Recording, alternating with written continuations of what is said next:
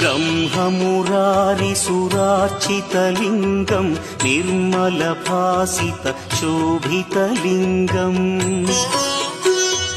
जन्मज दुःखविनाशकलिङ्गं तत्प्रणमामि सदा शिवलिङ्गम्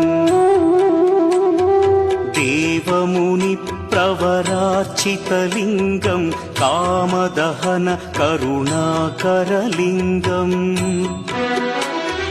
रावणदर्पविनाशकलिङ्गं तत्प्रणमामि सदा शिवलिङ्गम्